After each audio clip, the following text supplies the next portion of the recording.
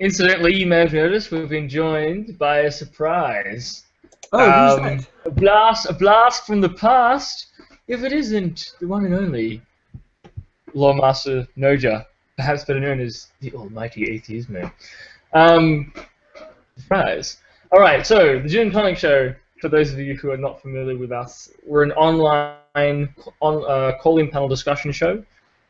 Weekly online call-in panel discussion show that focuses on the religion of Islam and related topics in juxtaposition to the propaganda of Muslim apologists, the far right, conservative Christians, conservative Zionists, perhaps, and other parties of disinformants. The Gin and Tonic Show aims to bring a balanced perspective to issues pertaining to Islam by presenting accurate information in order to educate its viewers on Islamic history, scripture, theology, and politics. Normally, we're hosted weekly at 9 o'clock a.m. Sunday UTC on Google Hangouts, and we stream live at the allotted weekly time on the Gin and Tonic Show official YouTube channel. But today, we are instead streaming as part of this charity event. So I will be habitually reminding y'all, as they say, to donate. Can you hear us, Atheismo? Because we cannot hear you. No, the picture's gone as well. He's fixing his technical things. Yeah, but at least with him it's on his side, and he can do something. Yeah. At least the show isn't stymied. All right, well, he'll be back. In the meantime, I don't think we have a particular topic. Perhaps you begin with your normal introductory spiel. It's a general introduction to Islam and Islam-related topics, and then we can focus in on some particular issues. And I'm going to try and locate the chat and see if people have any particular questions. Perhaps we could answer those. Okay, so but because it's a short show, I'm not going to go through the whole thing. Yes, yeah, I was going to say that. Be brief. Short, yeah. Certainly. Because the biggest difference we represent in talking about Islam, and we talk exclusively about Islam because there's a lot of brilliant people, brilliant shows out there which are addressing Christianity. We do the same for Islam. So we don't have an agenda. We're not Christians, so we don't try to proselytize anybody, or we don't try to convince anybody that our view is much better. And always maintain, if somebody needs a God to get them through life, then so be it. I mean, there's no problem with accepting that people are different. If somebody wants to believe, they can believe. We don't. We are atheists, and there's this discussion at the moment what an atheist actually is. I maintain that I was born without a belief, and this briefly changed due to circumstances beyond my control, and then as soon as I started thinking, I went back to being an atheist because I don't think there are any gods and I don't need one in my life. The same way as I don't think that dragons exist and I don't need any dragons in my life. We're talking about Islam. Now, as opposed to what normally you hear, that Islam is the religion of peace and things like that, I maintain that it's something completely different. And we're seeing this now in Iraq. ISIS or ISIL or IS or whatever they choose to call themselves this week, they're trying to establish a caliphate. In other words, a country. Because the Quran and the accompanying literature, the texts around the Quran, because the Quran is notoriously vague and ambiguous, it requires explanatory texts. And these then provide the basis for an entire state. In other words, they give you laws, they give you financial advice, they give you economic advice, they give you all sorts of things, which is sufficient in the eyes of Muslims to ground an entire state in the name of their God. Now, the name of the God in Islam is not a name, but it is just God. God is called God, and in Arabic, God means Allah. It doesn't matter what religion you follow. If you speak Arabic, it's always called Allah. So Allah is not a name. Now, that means that Islam is a socio-political system. In other words, something that a lot of people follow, and it gives the people a social context. And they derive their values and everything from the social, excuse me, from the social environment. And this means that it's an ideology because they are following certain paths and certain ideas. It's a political ideology because they follow everything that their God tells them. And it's a worldview. And of course, it is a religion because they pray and have all sorts of rituals which are grounded in paganism but have been adopted to the Arabic culture. So parts of the religion determine the other elements, because everything is based on their God. And it's based on the interpretation of this book, the Quran, which doesn't really tell you very much. And then because it is so vague and ambiguous, you have the interpretation again of secondary texts, the Sunnah. So this is what we're all about. We try and explain the Quran because the Quran says that this God creates people to worship him or her or it, the creator, but doesn't tell you how. Nowhere in the Quran does it say you need to pray and you need to pray 5 times. It doesn't say anywhere what you need to do. So you only have a word like prayer, and you have standing, and then you have kneeling, and then from this you get the rule, you need to pray 5 times, and you need to do it first by standing up, then bowing, then getting on your knees and putting your chin, your nose and your testing. And everything sorry for interrupting. Stop. On the floor. So that's where we are. That's what Islam is about. That's what we're talking about. And we finally have a microphone for Atheismo as well. Welcome to the charity on the Magic Sandwich Show for Doctors Without Borders. And we would appreciate, do you think we can beat the previous people? Beat them. So if you need to donate, like, there are links at the bottom. Get out your credit cards and I think we can take them. We'll take $5 and. Yeah, the thing is, originally they had 50 prayers, and they got that reduced to 5. What happened was the Prophet Muhammad sallallahu alaihi wasallam, he got on the back of his flying magical donkey with the head of a peacock, and no, it was like a head that was as beautiful as a woman, a tail of a peacock. It's a long story, but anyway, so he flies faster than the speed of sound up into the exosphere, and he parks the flying donkey in the lowest of the 7th heavens, and he talks to all of these different people from the Old Testament. And then he goes before God and he says, okay, how many prayers? And a lot of people are going to think this is like a joke, like, you know, somebody walks into a bar, but this is actually according to the tradition. This is in the Hadith literature. And he says, okay, well, God says to Muhammad, even though I won't get too sidetracked. God says to Muhammad, hey, you and your followers have to pray 50 times a day. And on his way out, Moses stops Muhammad and says, oh, how many prayers did they give you? He said, well, we were supposed to do 50. And he says, no. Go back and ask for fewer. And he does this several times, and they argue them down to just 5 prayers a day. And then he gets back on his magical winged donkey and flies back and tucks himself into bed, and well, that's the story. So, yeah. Well, the story is a lot longer, but it shows that neither Muhammad nor God decided on how many prayers they have to pray, but Moses. I don't know. Haven't you ever seen the Matrix movies? Maybe. I mean, God is omniscient. He sees everything in advance. So he knew in advance, like that vase that Neo broke, he knew that he would come in and argue down to 5 prayers. That goes without saying. But he needed the haggling in the bazaar. Yeah. 50 shekels, you must be mad. Yeah, that's part of the process. What, you're not going to haggle? There's no fun in this anymore. There's no ethics. You need to haggle. Yeah, I mean, I can't watch Life of Brian these days and not think that it's Muhammad and not a parody Jesus.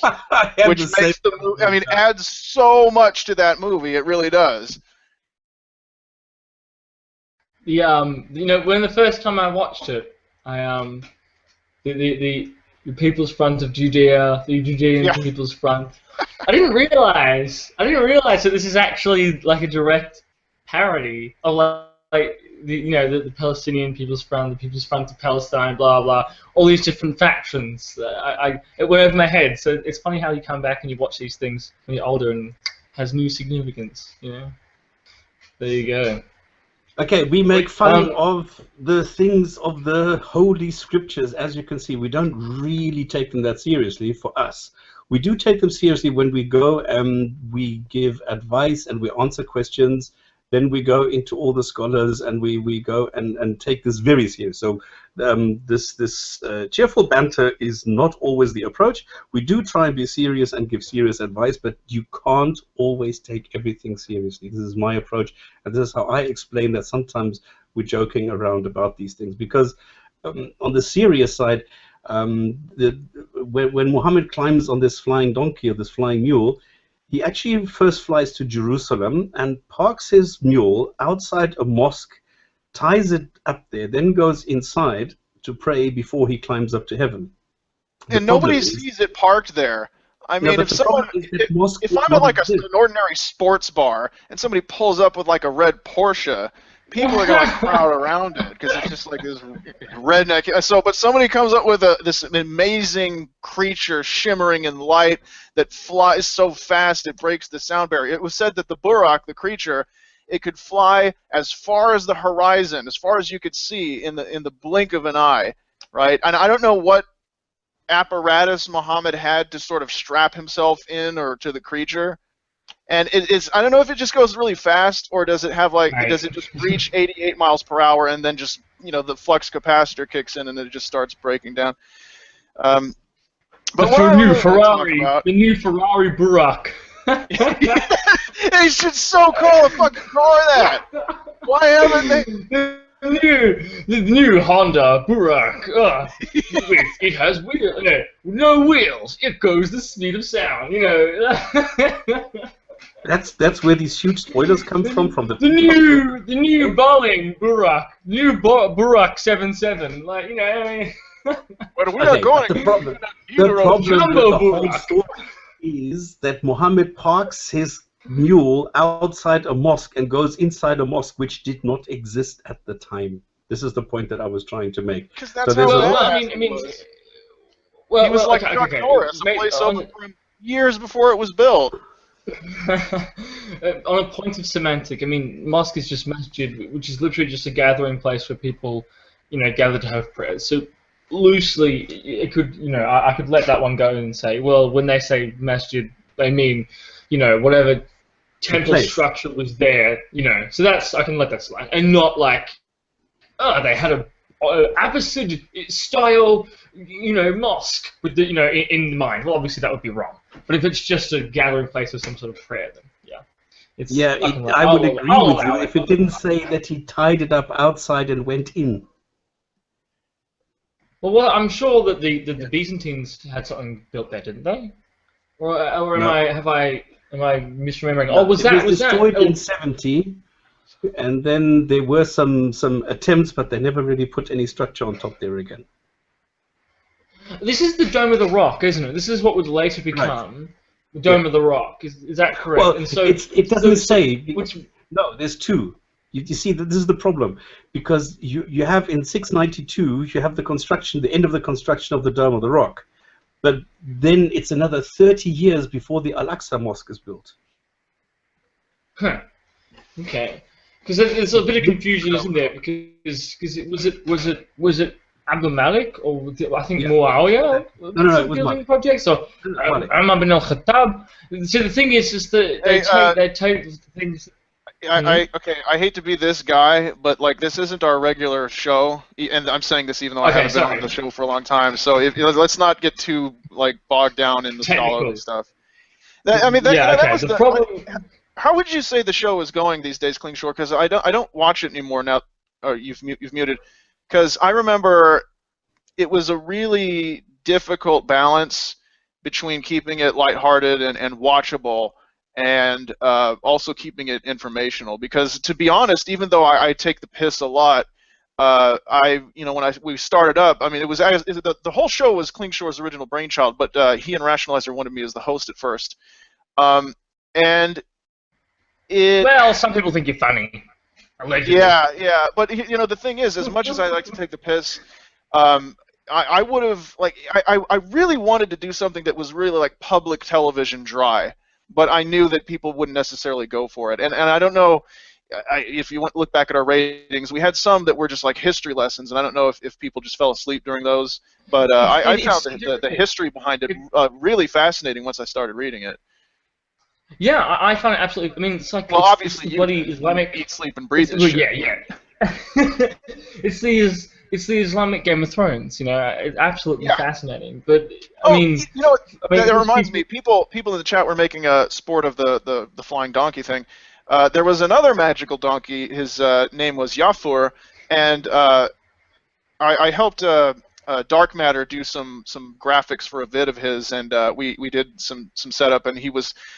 taking the piss at various world religions, and I told him that Muhammad also had a pet donkey that could talk named Yafur, and he's like, well, we got to put that in there. And then I said, okay, well, we might as well make this enchanted sword, and we'll call it, I forget the Arabic word for it, but it means spine breaker. And the guy says, okay, Dark Matter says, so this guy, he flies around on a magical donkey, has another talking animal pet, and he has a magical sword called the Spine Breaker. This is a fantasy novel. Are you sure that you haven't confused the fantasy novel you've read with the Quran? Yeah, so it was pretty awesome. I mean, if Muslims in general weren't so sensitive about like how Muhammad was portrayed, he would have been like a badass like Saturday morning cartoon show, flying around, slaying the kuffar with his magical sword. You know what I mean? Like He-Man. It would have been awesome. Have you ever heard of the relics? The relics of Muhammad. No. Like, I don't know about his sword, but I've been in Turkey. I've visited the museum where they have like Muhammad's beard. You know, the staff that belonged to Moses. You know, like Muhammad's cloak is there as well. Like, I mean, I'd love for them to, carbon test this stuff. I'd be very interested. I like the beard, especially the beard. I'd love for them to take that beard, that beard hair, and to subject that to genetic testing, because I guarantee you it'd end up being some Anatolian peasant or something, or some like Central Asia, like Genghis, some like descendant of Genghis Khan or something. Like, I don't know. I can't relics, huh? Yeah. Someone pointed out in the chat that Christianity and Judaism as well, because it's in the Book of Numbers, they also have a talking donkey. And what's funny is you can look at sites like Christian apologists who criticize Islam, and they'll say, well, look at Islam, look how silly it is. They have a talking donkey, and they'll say, okay, yeah, we have our own talking donkey, but our own talking donkey is legit, which is funny because it's only the New Testament that has that, before you pick the the splinter out of someone else's eye, pick the plank out of your own. Yeah. I cannot stand watching a Christian and a Muslim argue. It's God, it's so awkward. I mean, it's it's like your book is so illogical. Oh, it doesn't make sense, and there's all these historical problems, and modern critical research has undermined the veracity of your holy text. It's like, yeah, I mean, but the Bible has emerged unscathed in modern scholarship. Yeah, yes, of course. I mean, it's, oh God. Yeah. Well, I mean, we can talk about Islam a little bit, and maybe try and explain what is going on in the world and why it is Islam that is driving this, and not just local culture. Okay, what? Do you want the long version or the short version? The short version. Remember that we have a lot of viewers who are dying to donate and are only waiting for you to give them some entertainment and tell them some useful information, but within 5 minutes, what Islam is, what it is doing, and why, for example, do we see Boko Haram and other groups like Mr. Baghdadi, who is now terrorizing Iraq. Okay, I'll tell you what Islam is, okay? A long time ago, the angel Gabriel was tasked by God to go down and spread the last true faith to humankind. So he goes down, he finds a guy, tells him gives him a little religion starter kit, comes back up to God and says, I did what you said. And God's like, you fucking idiot. That was the wrong guy. Joseph Smith won't even be born for centuries. You idiot. And Gabriel, of course, is mortified. He gets fired. He gets another angel to go down and talk to Joseph Smith. The whole thing just gets completely out of hand because of this bureaucratic mix-up. Gabriel ends up getting demoted. He's working in the mailroom now to this day. So yeah, that's what Islam is. The Lost Book of Gabriel. Yeah, and so he had his gold tablets confiscated and all that. But what I really want to talk about, I mean, if people want to ask us questions about Islam stuff, whether it's whatever, lighthearted, serious, whatever, we're willing to do that. If you want us to stop talking about Islam, I'm also up for that, because I'm kind of sick of talking about it. And I have been for a long time. You know what? If people want to know what's happening now, I can give you this in a few sentences. To summarize it. I'll break my normal style of rambling and going on to obscure detail and getting segued, and I'll give you a really succinct, really quick, in a nutshell. Here's what's happening. All right. So without going into the origins and all that, Islam is a religion that has a legal tradition and a political tradition, very strong legal, political, social tradition as well, which is very common with pre-modern religions. So, for example, Confucianism is a religion that is also a complete societal model. It tells you how everyone lives, how the government is run, everything. Right? For example, Confucianism. Judaism is the same. The Jewish law monitors every single aspect of your life. What kind of clothing do you wear? How do you eat? How do you have sex? Everything. Catholicism, or traditional Catholicism, was to an extent similar as well. It had all these different rules about how you do everything. Islam is the same as that, right?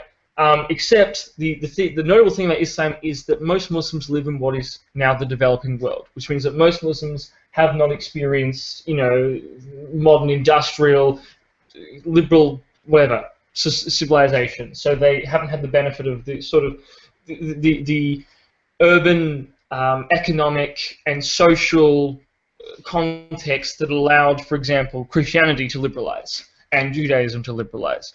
Right? So this is something important to take into account.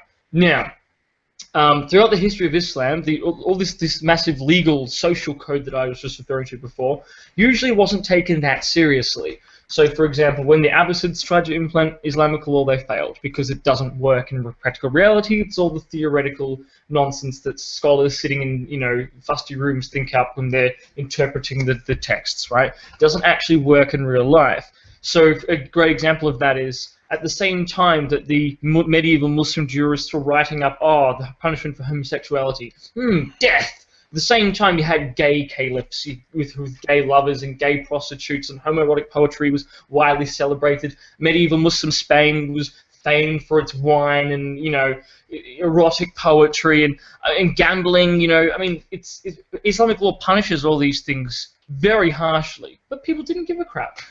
So it's important to realize that a lot of this stuff was just the writings of the jurists they're theorizing. A lot of the time it wasn't put into practice. Similarly, Jews and Christians are supposed to be second-class citizens and treated as inferior and weren't allowed to have any authority over Muslims, but in practical reality, often, most of the doctors were Christian and Jewish, for example, in the Middle Ages, in the medieval Middle East, or in medieval Muslim Spain, for example. And so it just didn't do to not give them authority and to not utilize them. So often the rulers and the bureaucracy would just disregard all these rules and do whatever they want to do. So this is something important to realize. Now, at the same time, you did have within the history of Islam periodic rising and falling of these extremist, literalist, fundamentalist groups, if you will, these ultra-conservative groups who wanted to literally implement all these rules and all these, punishments and all that kind of stuff, right? So you had I won't go into too much detail because you won't remember the names, but you've got the Hanbalis, you have the El-Moravids, the El-Mahads, in North Africa and Spain, whatever. You've had them coming back and forth, these periodic rise and fall of these literalist movements. Right? Now, when we come to 200 years ago, European powers are conquering the whole world. They've sailed around. The Spanish have gone and completely destroyed, the Americas and enslaved and brutalized the populations there. And now the Europeans are coming around Africa in the 1500s, 1600s, and 1700s, and they're taking over the rest of the world. So Africa's slowly being colonized. India gets screwed by the British, and so on and so forth. The Opium Wars in China, etc. And in response to this, you have lots and lots of native rebellions, native movements. In response to this European imperialism, one of the most successful resistance movements was Muslim resistance movements. So Muslims drawing upon their tradition of holy war, the tradition of jihad and martyrdom and paradise and all these things, this sort of intellectual infrastructure, if you will, that they had available to them, fiercely resisted this, and so in India especially, you had all these Wahhabi rebellions, for example, against the Italians, the Senussi tribesmen in Libya, for example, the Mahdi and the Messianists in the Sudan, for example. Do any of you have you heard of that? The Mahdi of Sudan. It's quite famous. Oh yeah, and then definitely. Anybody's who's not on the topic, yes. Hey, look. Here's what Anyway, the point is. Whoa, let me just get to this, because this is, in a nutshell, what is happening down in the Middle East, right? So these movements are all crushed, they're all unsuccessful, and the Europeans, are successful and they conquer the world. And in the meantime, the influence of European secularism and nationalism is influencing the whole world. And so you have the rise now, instead of these religious movements fall into the background, and you have the rise of these ethnic nationalist movements, so Arab nationalism especially.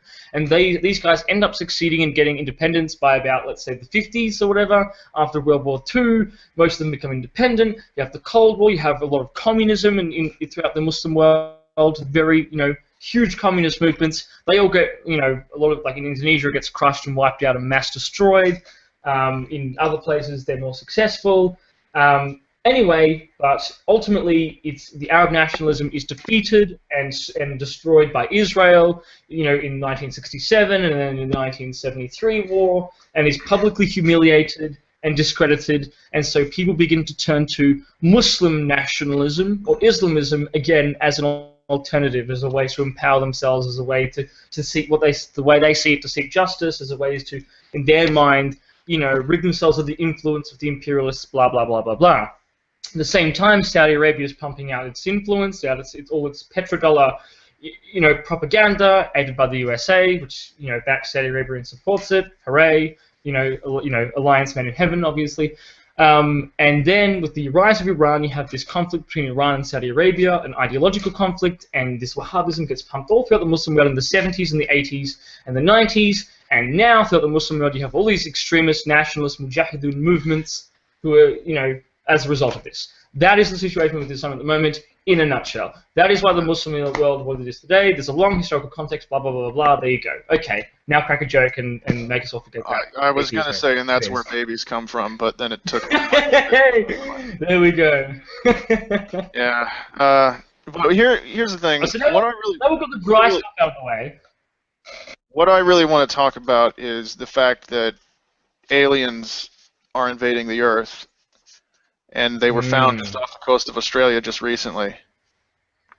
They found a new species that doesn't fit any phylum, and they called them the Dendrogramma, which is, and I'm calling it right now. They're here to invade and destroy us. Is this are you making fun? What? This is a real thing. Look it up. Are you making fun of me? This is a real thing. They've found a new species off the coast of Australia that doesn't fit into any known phylum. They've placed in the animal kingdom, but they don't know where they're from. They're these mushroom-looking sort of... They don't really look like anything from this planet. And I'm calling it now. They're hostile. All right? Despite their diminutive stature. And before you make fun of me in particular or dismiss me as some kind of lunatic, I should point out to you that Hollywood has taught us that the first person in an alien invasion to recognize the threat is the person who ends up rescuing everyone, even if that person is not a member of the government, military, and not a scientist. I would refer you to the 1996 documentary Mars Attacks. So you know what? You're welcome. If I get on board early, if I'm one of your early friends who at first doubts you but then comes to accept what you say, I'm with you. Shotgun, click, click. Do I get to live as well? Do I, in this scenario, will I also survive if I join and spread the word? Or am I the best friend who dies? Well, a lot of people are going to die in the war that comes, but rest assured that while we go to heaven, according to Ken Ham, the aliens will all go to hell. Has anyone else heard this? No. This is the good news. This is from Huffington Post. Headline: Creationist Ken Ham says aliens will go to hell, so let's stop looking for them. Creationist Ken Ham, who recently debated... What? I can't argue with that. Yeah, so you don't have to worry about it. I mean, creationist Ken Ham, who recently debated Bill Nye, the science guy, over the origins of the universe, is calling for an end to the search for extraterrestrial life because aliens probably don't exist, and if they do, they're going to hell anyway. Ham wrote on his blog on Sunday, "You see, the Bible makes it clear that Adam's sin affected the whole universe. This means that any aliens would also be affected by Adam's sin, but because they are not Adam's descendants, they can't have salvation." The post was the Bible also makes it clear that the world is a fucking sphere, like a dome, with like the Earth is flat and the sky is a dome. So that's the whole universe. So I mean, the whole universe is basically the Earth. I mean, Klingschor, Klingschor, this man is an expert. Anyway, I'm sorry. If I can continue, he has his own museum. He teaches this stuff. What do you know? Anyway, don't know anything. The article continues. The post was driven in part by NASA experts saying that they expect to find evidence of alien life within the next 20 years. He said, "Oh, all right." Some NASA administrator says, "Blah blah blah. We're going to find aliens." But Ham, president and CEO of Answers in Genesis and the Creation Museum in Petersburg, Kentucky, said, we probably are alone. He wrote, "Earth was specially created, and the entire hunt for extraterrestrials is really driven by man's rebellion against God in a desperate attempt to supposedly prove evolution. If aliens do exist, however, Ham said that even Jesus can't save them." Quote from Ham, "Jesus did not become the God Klingon or the God Martian. Only descendants of Adam can be saved. God's Son remains the God-man as our Savior. In fact, the Bible makes it clear that we see the Father through the Son, and we see the Son through His Word. To suggest that aliens could respond to the gospel is just totally wrong." So, Wait. The only reason why we had to be saved by Jesus, right, is because of Adam's sin. That's why there's a problem. That's why there's a need for salvation. If you're an alien and you're not a descendant of Adam, then you don't have sin in your bloodline, right? You're not a descendant of Adam, so surely it doesn't apply to you. Right? Does that make sense? well, I guess he's going to. I guess he's going the what way would be the that like the entire like world fell after the How is that? That doesn't make any sense. So the whole world gets the cosmic impact of Adam's sin, but the whole world doesn't get the cosmic impact of Jesus' redemption? It gets better. Far be it from me to pick a hole in this system, but I think there's an incongruity here. Yeah, well, like I said, I should. The article laid out his credentials pretty clearly. I don't know what makes you think you know better, Yeah. but anyway, it reminds me. It reminds me. Are you familiar with Ender's Game and that Orson Scott Card, the author? Anybody? I'm not. No. Oh, okay. Well, Ender's Game. Ender's Game was it was a pretty good book. I read it way before he made those homophobic the author made those homophobic comments and so forth. But I liked it so much I read his other stuff. I read like the books that other people just weren't reading. They only read Ender's Game. And in one of them, they actually found a colony of Catholics on another planet, right? And they have these aliens, like there's a species of aliens, like some of them are trees and others are like these little pigmen. And they spread Catholicism to the aliens, and the aliens turn on them and start killing them because humans killed Jesus, and that's their justification for war against the human race. That's hilarious. Oh, by the way, just a reminder, guys, this is a charity event, so if you're finding us in any way entertaining or interesting or informative, or if you just happen to be in a kind and giving mood, by all means, I believe there'll probably be links below or something. Check the information box, I assume, and you may well find the links on which to. Is that right? Is where the links are? Let me just actually check It's I know what I'm talking about. Let me see. Schedule. Yes. Okay. All the links are in the description box, as I was saying. So if you feel so inclined, please feel free to donate to this good charity cause. Stop. You haven't said anything for a while. No, there's nothing that I can say to this.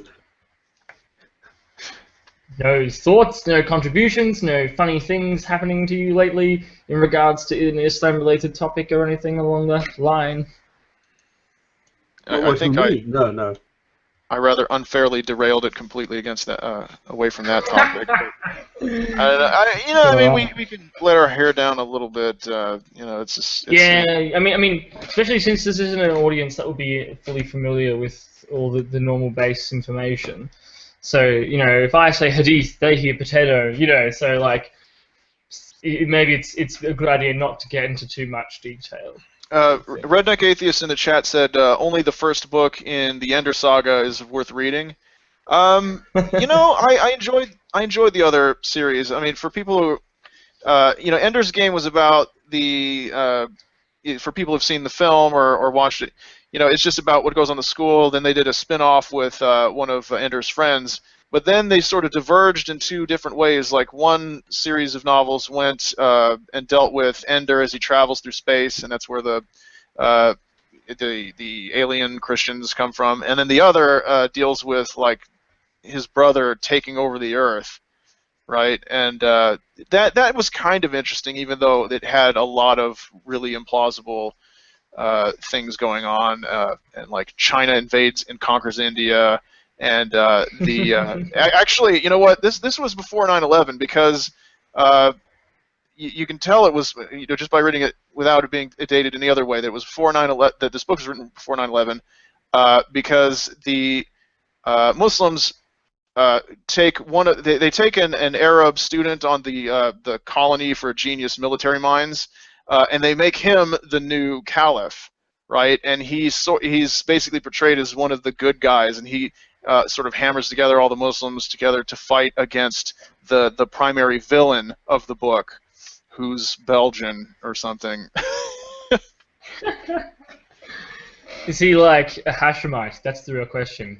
I don't know, but I mean, it's just so funny that it's back in the day, and now it's. Is he of Quraysh? Because only Quraysh can be proper caliph. I don't think he was. Well, he's disqualified. No one would follow him. Pwned by hadith. Someone asked if we ever had Hamza Tzortzis on the Gin and Tonic show. No, we've never had that pleasure. Pleasure is a broad way of saying it. There was a time we had a couple of guests who were of like significant footprint. My goal at one point, before I just got kind of burnt out on it, was I wanted to get as many Muslim Nobel winners as I could, and I ended up with a grand total of 0 because. What?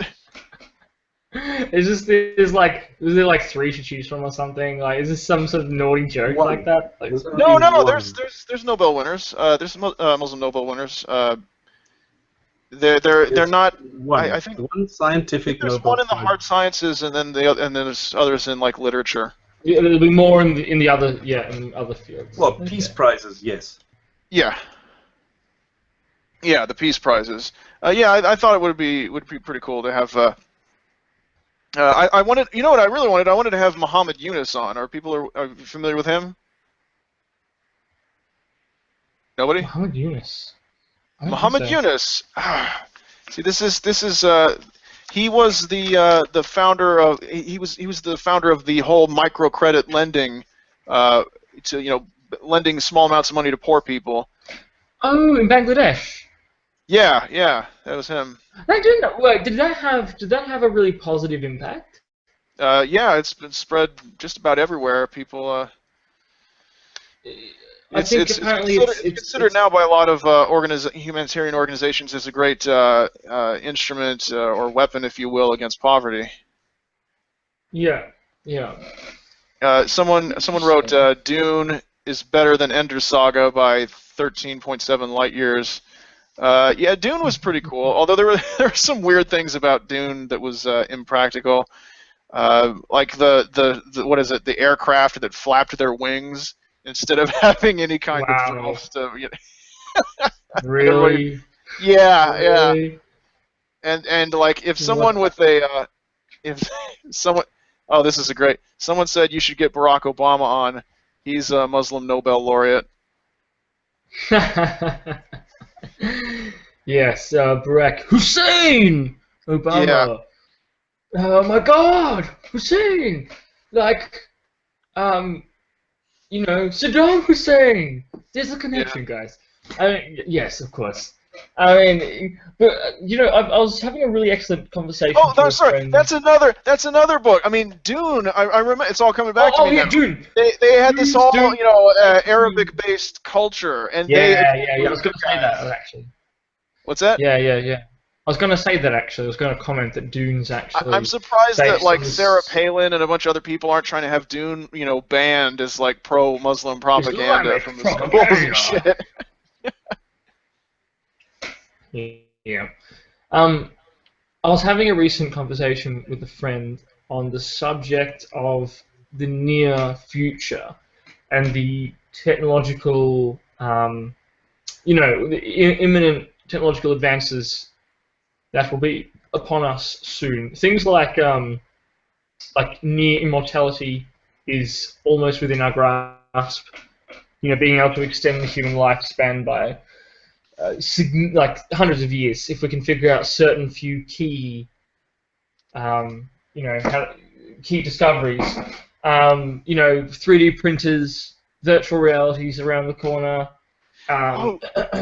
Like micro robots, micro drones, all this really important stuff. And what I was thinking about recently was how is this going to impact religion? And in particular, I'm thinking about Islam, for example. Like it's when we're out in space, I don't know, colonizing Mars. What psychological impact will that have on people in regarding the way that they perceive their religion, and particularly with things like, okay, so I'm supposed to pray towards Mecca whilst I'm on Mars, like not the practical impracticality of that, but the implications of advanced technology upon religion. So, for example, people used to think that God lived in the sky, but science has changed religion because now we know that the Earth is spherical, and the sky is just the atmosphere around the Earth, and there's no physical location for God to be sitting in His throne, right? So science is changing religion. How do you think imminent advances in technology will alter religion, if any? And with a particular thought on Islam, I think. I'm sorry. Like, take for example. What? Just like for example, recently scientists, I think, did their first ever, not telekinetic, but a scientist was able to send information from his brain to another scientist's brain using some special technology and something or other. It's some famous big thing. Oh my God, they were able to send information, from one brain to another. I mean, when this, like, think in 50 years in the future, when this kind of stuff becomes far more advanced, and maybe they even replace having to do verbal language, what impact does that have upon the claim that the Quran is magical and perfect Arabic, and that you know what I mean? Like and that the Arabic is the language that God speaks. Well, I think that you're going to have some conservative. There's typically a snapping of a rubber band. What happens is conservative-minded religious people, especially of those of a literalist bent, they tend to fight it. Like Ken Ham saying, don't explore space, because he doesn't want to know what we're going to find. But then he says, okay, if you do find anything, I already have a stock answer prepared to explain.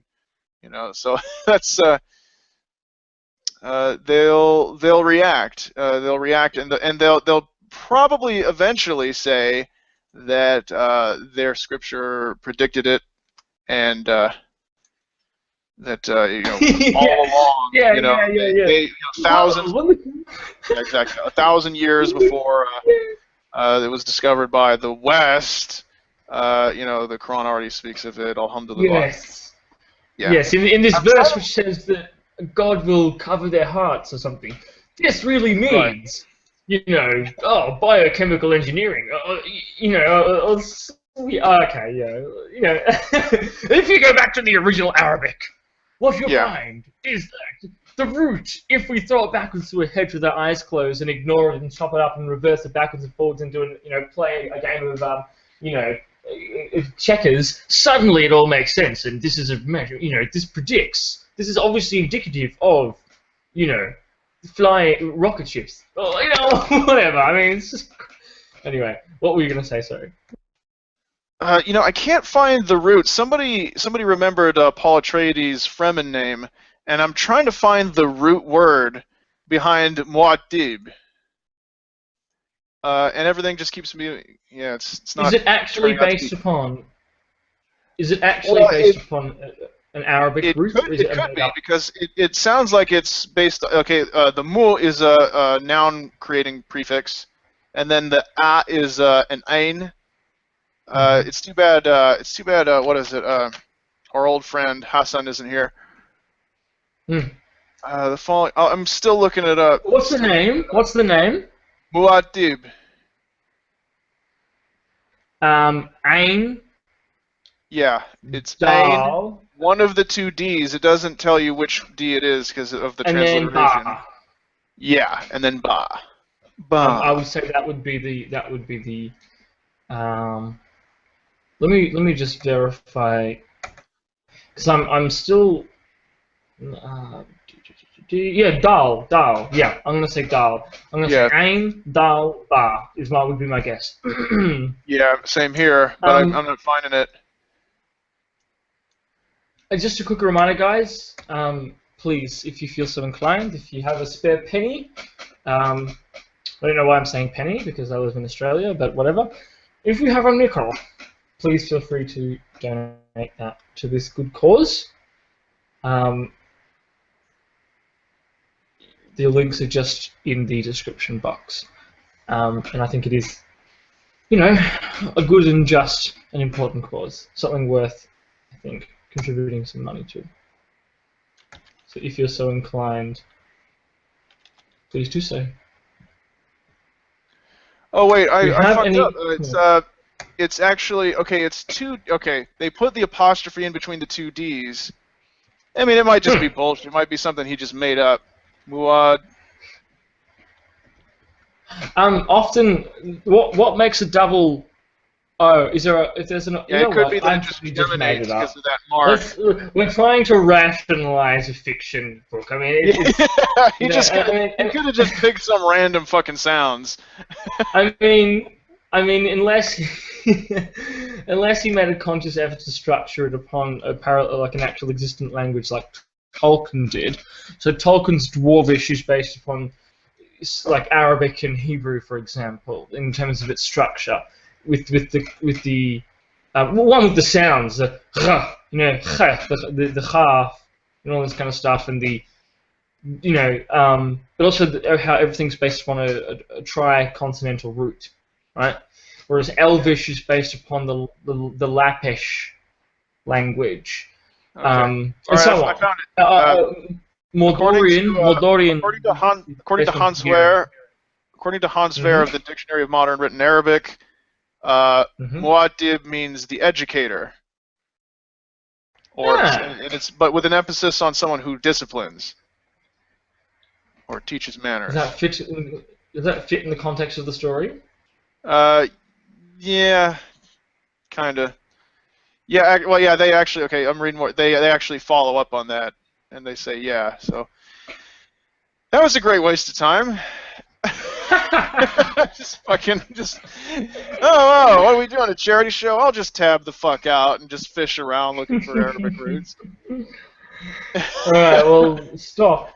So let's get back on to something stupid and tongue-in-cheek. Okay, anyway, as far as Dune is concerned, that's another example, like with the Ender's Game books, of novels that the novels after the original Dune, they just get crazier and crazier. I don't know if any of them have read any of the others, but like this guy on the desert planet, right? He takes the sand trout, which are like the baby versions of the sandworms, right? And he covers himself in sand trout, and he enters this meditative state, and they fuse with him, and he turns into a hybrid human sandworm kind of monster, and people start worshiping him as a god. Seems legit. Yeah. And then it's a crazy fucking thing, and then it goes even further in the future, and like the world, like the military is entirely made of lesbians, and they're called the fish speakers, which seems like the most bizarre, name for like a military group or anything. They were called the fish speakers, and it was an all lesbian army. Honestly, I love sci-fi, but at the same time, I really hate most sci-fi because most of it is so dumb.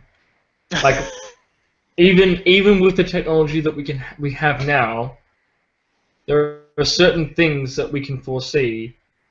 Like I just, oh my god, anything that like aliens invade is just dumb. Why? Why would they be? Oh my god. Like, what could we possibly have that they would want? What could we possibly have that they couldn't make themselves? If you're that advanced, then surely you can fabricate any material or extract any material you want from asteroids or something. Like, why? Why would they invade themselves? Why would you come physically if you could just send, AI robots or whatever to do it for you? Like, oh my god, this ruins most sci-fi for me. Maybe I'm an elitist, but oh my god, I can't deal. Yes, War of the Worlds. Yeah, the aliens climb out of their big robots, right, and come down and drink water. Yeah. What? No. And also, what kind of way is that to eliminate the human population? Oh, I know. What's the most efficient way? I'll walk around in a big, stormtrooper thing, shooting lasers. Oh, yeah, that's the most cost-efficient way to do it. Not some sort of disease. Yeah. Not STD or something, or some sort of nano swarm or something. No. I'll walk around in a big robot and I'll shoot lasers. Oh, yes, most efficient way to eradicate humanity ever. Like, oh god. Anyway, I'm ranting about something totally unrelated to. Well, I mean, it's always so I'm gonna stop now. It's always some kind of trope, like the aliens are allergic to Earth. You know what I mean? They're like 12 feet tall and breathe acid, and they're allergic to cats and they die. Dandruff, fucking house animals. So fucking ridiculous. Yeah. Yeah, like Predator was, I guess, had the only. Somebody in the chat mentioned Predator. Predator had the only believable or even remotely plausible, motive for an alien to just come down and fuck with people. And that's just to fuck with them and no other reason. Or maybe it's supposed to be some kind of cultural thing for them. Right? That I could understand if it was like just purely for fun or something. Then yeah, but like when it's like necessity or they need anyway. I don't know. Honestly, but anyway, we're out of time. So enough of my. Isn't it? Into, we weren't getting into anything, but it was fun. How'd we do on donations? I don't know how to check. Oh well, that's auspicious. Yes.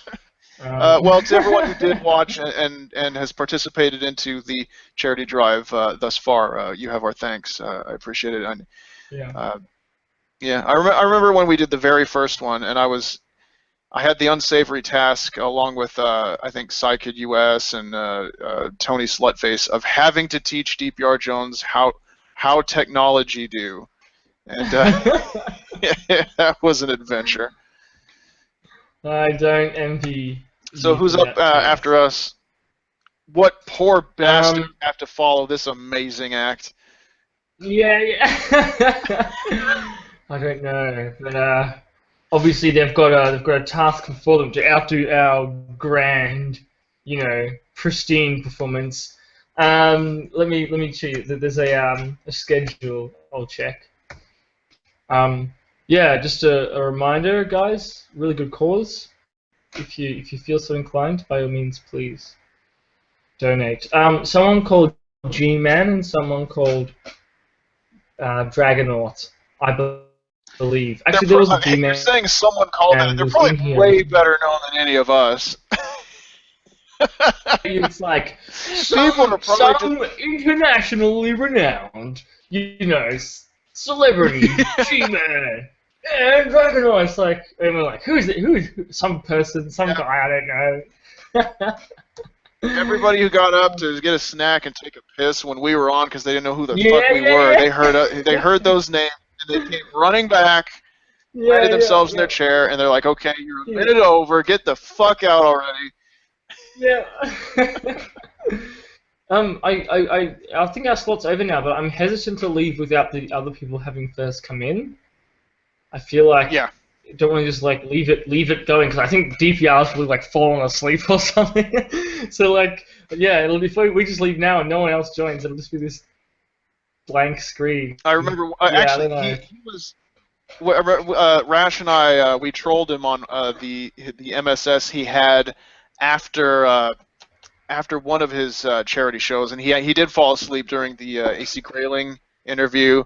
And then we trolled him. We all pretended. Oh my god! The show started. I don't know if you were there. I don't remember, but that's awful. AC Grayling. It was Rash's idea. Does Rash come onto the show? Have you heard from him? Sporadically. He hides in the shadows. He hangs around the peripheries. Occasionally he'll call in, but you never know. All right. Well. Actually, people in the chat are still talking about why people would invade. The same thing applies to the human race in fucking Avatar. Like, why are... Okay, there's a bunch of... Wait, we've got to stop. We have to stop because the new hosts are here. So, are you there? Can you hear us, G-Man? Yes, I can. All right, we'll let you take over here. Sorry for going a minute over. Yeah. Have a nice show.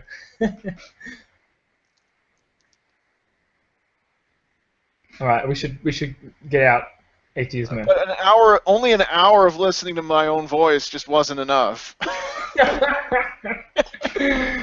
Yes, it's a sacrifice we'll have to make, I'm afraid. Yes, I am also deprived of your voice for an hour, so think of myself. Everyone is, God damn it. Good luck with the show, G-Man and Dragonaut. Thank you, everyone, for having us on. If you want to find the Gin and Tonic Show, you can find us at the Gin and Tonic Show on, anywhere, Facebook, Twitter, YouTube, whatever. Okay, see y'all later. Assalamu alaikum wa rahmatullahi wa barakatuh. Ashama lama ding dong.